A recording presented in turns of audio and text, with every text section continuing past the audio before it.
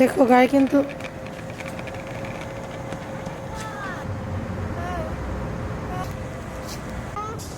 খেলো, স্কুটার নিয়ে খেলো। Hello, assalamu alaikum. How are you everyone? I hope everyone is doing very well, healthy and wealthy, mentally. সবাই ভালো আছেন? আমি বাসার নিচে এসেছি। সকালবেলাটা বেশ ক্লাউডি ছিল, বৃষ্টি হয়েছে। দুপুরবেলাটা বেশ ঘন রোদ ছিল। টেম্পারেচার 20 ডিগ্রি, দারুণ একটা ওয়েদার, সামার ফিল। গাছের পাতা সবই ঝরে পড়ছে। তো বিকেলবেলাটা একটু নিচে নামলাম। আজ হলো আমেরিকার থ্যাঙ্কসগিভিং ডে, নভেম্বর 26, থার্সডে। এই দিনটা আমেরিকানদের জন্য খুবই special. They express thankfulness to their family, friends. প্রতি বছরের নভেম্বর মাসের চতুর্থ থার্সডেতে এটা উদযাপিত হয়। এই দিনটি আমেরিকানরা খুব স্পেশালভাবে উদযাপন করে তাদের ফ্যামিলি এবং ফ্রেন্ডের সাথে। বাবা মার সাথে দেখা করতে আসে, একসাথে ডিনার করে। ডিনারে সাধারণত তাদের ট্র্যাডিশনাল মিল যতটা আমি জানি, যে টার্কি রোস্ট, ক্র্যানবেরি, বিন, পটেটো ফ্রাই থাকে সটে। টার্কির যে জুসটা থাকে, জুস বেকিং করে যে জুসটা বের হয়, সেটার একটা সস তারা তৈরি করে। এটি এমন একটা দিন যেদিন পুরো আমেরিকায় একটা ছুটি নিয়ে একটু রিল্যাক্স টাইম পাস করে। ইভেন নর্মাল স্টোর থেকে শুরু করে সব ধরনের প্রতিষ্ঠান বন্ধ থাকে। ফ্যামিলি নিয়ে বের হয়, সাইক্লিং করে, সাইকেল রাইড করে, পার্কে ঘুরতে যায় বাচ্চাদেরকে নিয়ে। এটা যেন পুরোপুরি পরিবারের সাথে তাদের সময় কাটানো। আমেরিকান যে জীবনধারা, সেখানে থ্যাঙ্কসগিভিংটা যেন বাংলাদেশির একটা ছাপ। অনেকেই খুব ফেস্টিভ লুকে দেখা যাচ্ছে, অনেকে ড্রেস আপ করেছে, ফ্রেন্ডস ফ্যামিলি গেট টুগেদার করছে, যে যেখানে যে যেমনভাবে আছে।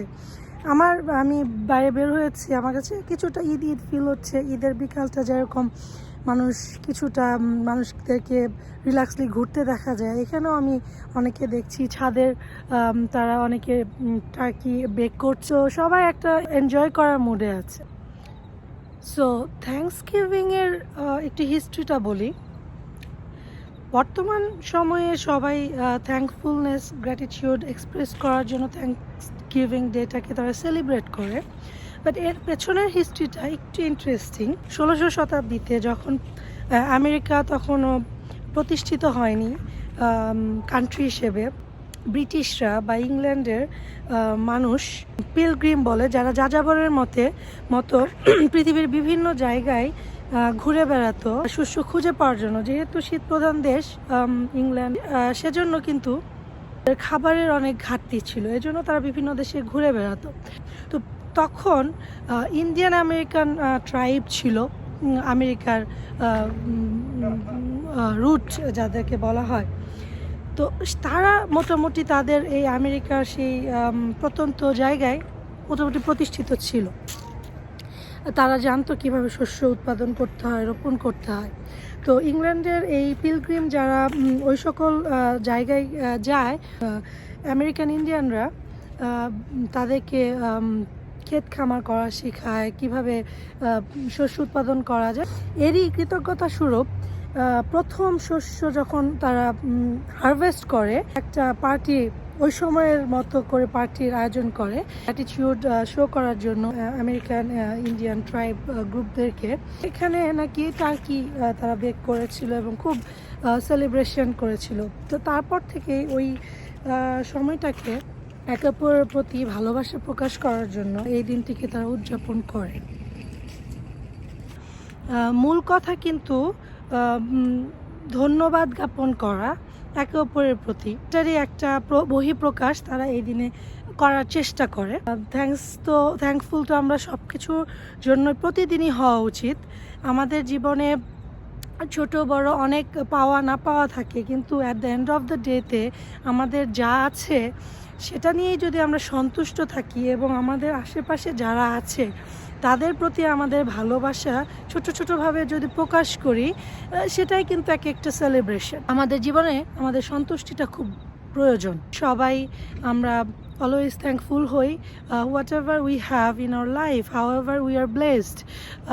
সো আমাদের জীবনে অনেক আক্ষেপ অপূর্ণতা থাকতে পারে, কিন্তু শেষ পর্যন্ত যে আমরা ভালোভাবে বেঁচে আছি, নিঃশ্বাস নিচ্ছি, এটাও যদি আমি ভাবি, তারপরেও কিন্তু আমার মনে হয় যে ভালো ফিল করি। তো হ্যাপিনেসটা ম্যাটেরিয়ালিস্টিক না, এটা সম্পূর্ণই মনের ব্যাপার। তো আসলে আমাদের চেষ্টা করা উচিত পরিবারের সাথে সুন্দরভাবে জীবনযাপন করা এবং সবার প্রতি থ্যাঙ্কফুলনেস প্রকাশ করা। আমি সবাইকে থ্যাংক ইউ বলছি, আমার আত্মীয় স্বজন, আমার পরিবার, সবাইকে আমার থ্যাংক ইউ এই বলে শেষ করতে চাই। এবং আপনারা সবাই ভালো থাকবেন এবং কৃতজ্ঞতা সবার জন্য। ভালো থাকবেন, বাই বাই।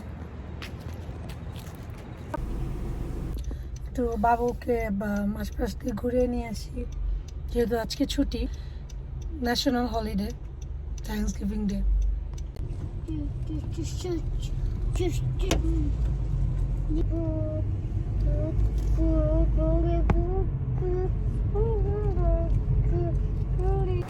পাতাগুলো সব ঝরে পড়ছে উইন্টার আসার আগে আগে।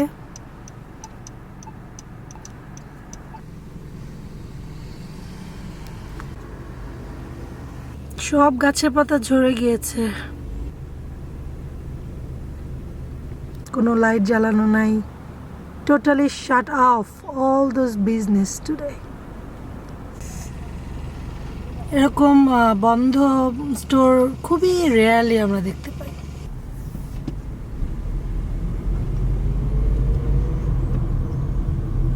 ক্লোজড।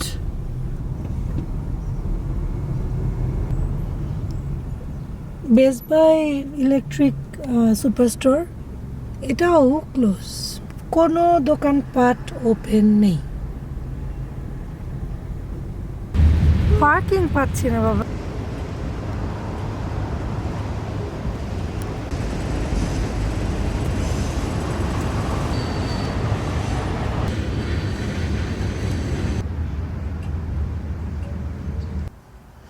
অবশেষে পার্ক পেলাম, প্যাকড পার্কিং।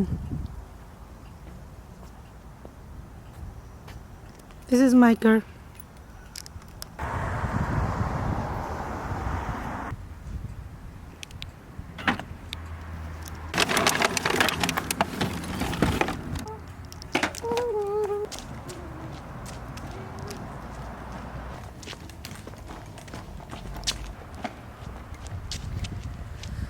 এই এরিয়ার বাড়িগুলো একটি ইউরোপিয়ান বাড়ির মতো, ছোট ছোট এবং বাড়ি বাড়ি অ্যাপার্টমেন্ট।